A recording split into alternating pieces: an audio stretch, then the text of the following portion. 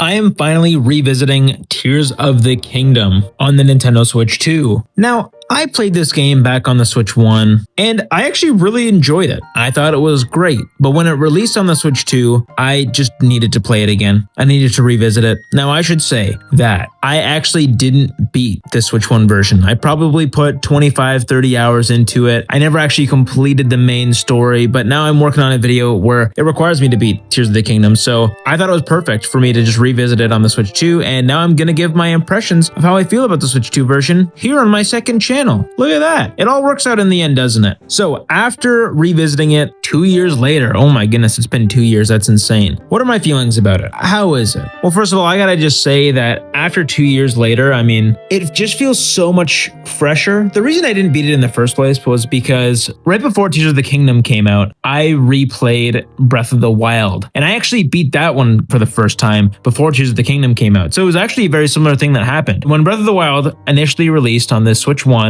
I played it for like 20 hours and then I put it away. I didn't play it very much after the game released. Like I said, I played it for 20 hours, but I never beat the game. And when Tears of the Kingdom was about to come out, I was like, okay, wait, I have to beat Breath of the Wild before Tears of the Kingdom comes out. So I went all the way through Breath of the Wild. I put over 50 hours into that game. I finally beat the game. And then when Tears of the Kingdom eventually had come out, I was like, oh my goodness, this feels too similar. And then I got kind of burnt out from playing the game in general. Like I started Tears of the Kingdom and it just didn't really feel different enough for me to stick with it. Again, I played it for 25 hours, so it obviously stuck with me for a good portion of the game. But overall, I just didn't find it to be engaging enough for me to stay with Tears of the Kingdom. Also, there's like temples in the game. And I gotta just say, the fire one, it is hard. Maybe it's not even hard, but I got lost, I got sidetracked, I don't know where I was going, and I just got annoyed and frustrated because I could not figure it out for the life of me. Now, since restarting, I put about 5-6 hours into the game, I'd say, but it actually feels so much better restarting and just building your whole arsenal from scratch, relearning all of the story, understanding it all with fresh perspective. It's been 2 years, and for me, it's hard for me to keep track what happened 2 years later. I'm not good at keeping track of stuff. I'll watch a TV show and in 2 years I'll forget it and I'll rewatch the whole thing. And it's similar with video games except for Mario Galaxy. That one just hit different. But anyways, yeah, I thought it was refreshing. So once I booted it up, I think just the fact that on the Switch 2 version of the game, it looks so much better, like stupid amount better. It's running at 4K, or at least it looks like it's running at 4K. It might be running at like 1440p, but still higher than 1080 or whatever it was running at on the Switch 1. I don't even think it was running at a native 1080p on the Switch 1. But anyways, it looks really good. It's over 1080p and a solid 60 frames per second, which is just a dream. It looks so good. And for that matter, it just feels better to play. It's smoother. It just feels faster. And also the detail in the shadows and the grass make it so unique and entertaining for some reason. I don't know what it is, but having those sharp blades of grass just really makes a difference. Also, I find that you can actually see things a little bit better, like arrows on the ground. Like I can actually see arrows. They're not blurry.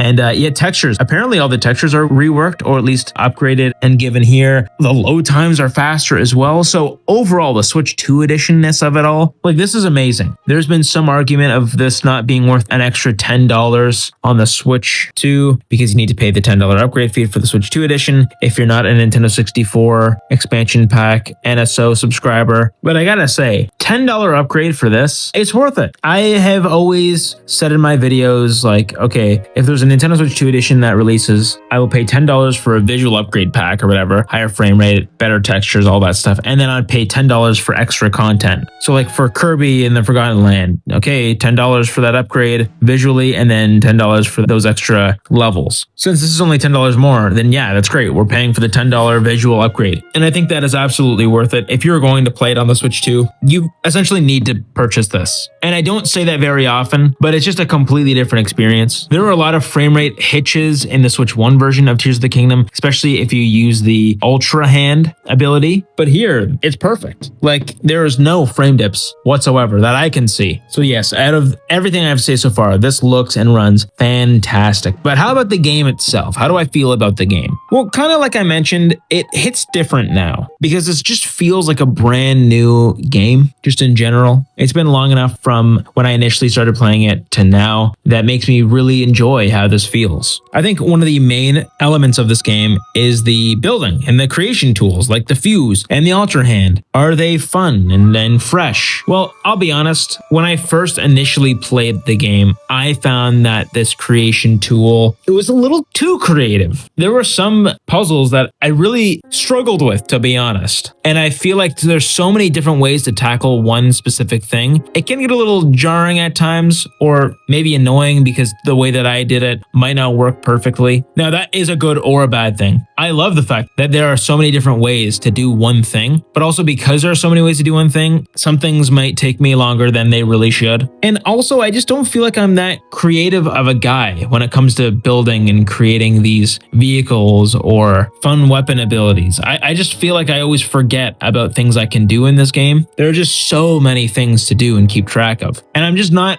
creative enough to figure them out. I can look online and look up tutorials for how to build spaceships or hover devices, but I mean, I don't want to need to look up certain creations and stuff like that. So I don't love the building and the creating side of this game. I think it's great that they added it, and it's better that they added it than they didn't add it. But there are some puzzles that it's just difficult to figure out. I eventually do it. Okay, don't worry. I eventually do it, but I don't love how integral it is. But maybe that's a hot take. I don't know. Now, what about the exploration? So I'm trying to beat this game a little bit faster than, say, a more casual run would be. So I feel like I'm not exploring as much as I could be. I just want to get through the story mainly. Like, yes, I am still exploring. I'm taking my time. I'm not hitting up as many shrines as I initially did because, again, I just want to kind of get through the story. But man, exploring is crazy. There is so much to explore, so much to do in the sky, so much to do on land in Hyrule. And then, of course, the depths. Oh my goodness, I completely forgot about that. The fact that there are like 3 separate maps in this game, I mean, you could spend hundreds of hours in this and still find new things, which I think that's fantastic. I feel like the one issue at the beginning of the game that I'm still kind of facing is the traversing, getting around this whole map. Again, I'm not the most creative when it comes to the Zonai machines or whatever, but if I do have one complaint about how big the map is, it's getting around. But I can't complain about how big the map is because that's only a good thing. I love how big it is. That's just something I'm noticing right now. Now, all the tools. These tools are insane. Like everything that you can do with your hand, I completely forgot how many things you can actually do. You can fuse things. You can use the Ultra Hand. You can have the Ascend power up. You can do the whole reverse thing where it reverses the movement of a certain item. Like there's just so much to do. I don't love the menu system. I gotta just say that now. I don't love how you have to hold L and then click the power that you want to use. I feel like that's a little finicky at times. But to be fair, I don't really know any other way that they could have done this. It's just something I've noticed that I don't necessarily love. I think just because of the amount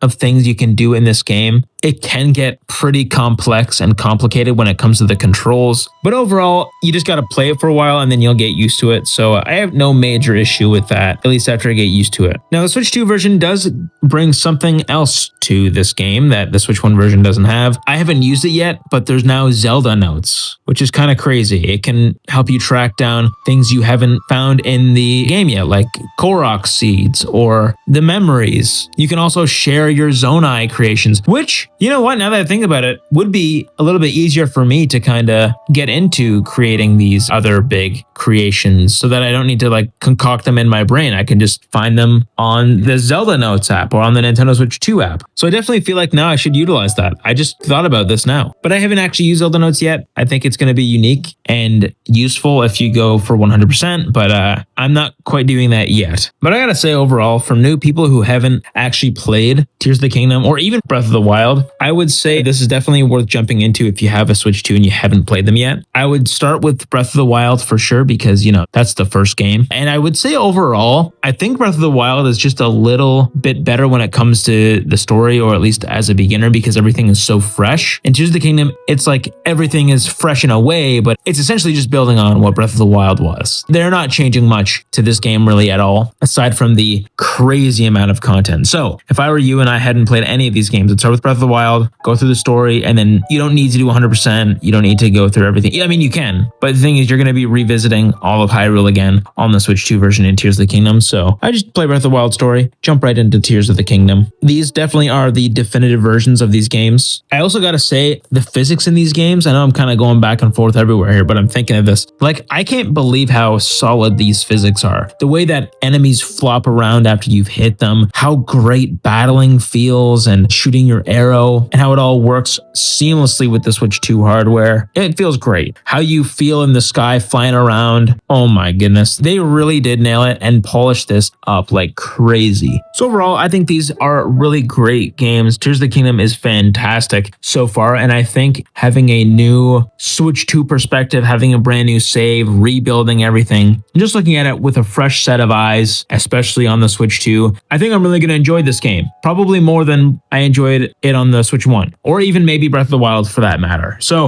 let me know if you've revisited these games on the Switch 2, if you like them more, if you like them less, pros and cons. Give me pros and cons in the comments. And thank you all for listening. I hope you have a good rest of your day, and I'll see you in the next one. Like and subscribe as well. All right, see you later.